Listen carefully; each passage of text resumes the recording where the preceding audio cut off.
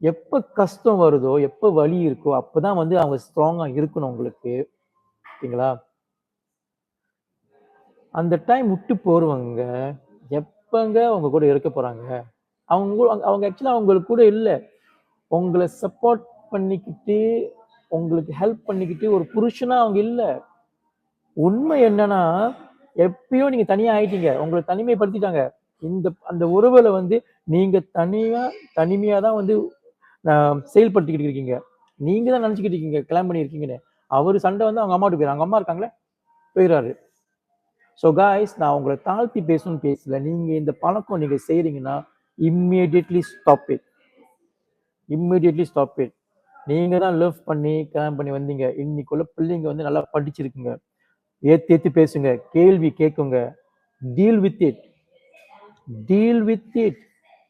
அதுங்க படிச்சிருக்குங்க. அதுங்களுக்கு சில விஷயம் தெரியும். பல விஷயம் தெரியும். உங்களோட புத்திசாலியா இருக்குங்க. கேள்வி கேட்டா டீல் வித் இட். தப்பு பண்ணா தப்பு பண்ணிட்டேன்னு சொல்லுங்க. தெரியலன்னா தெரியலன்னு சொல்லுங்க. சேர்ந்து வாழ கத்துக்குங்க. இன்னைக்குள்ள ஜெனரேஷன் கூட. They will be tough on you because they are smart. They are learning everything. So இன்னைக்கு நீங்க கல்யாணம் பண்ணி சந்தோஷமா வாழணும்னா இன்னைக்குள்ள ஜெனரேஷனுக்கு be prepared to be questioned. Be prepared to be scolded. Be prepared for them to speak from their heart and to speak what is right for them. And deal with it like a man. Don't run away like a boy to your mother.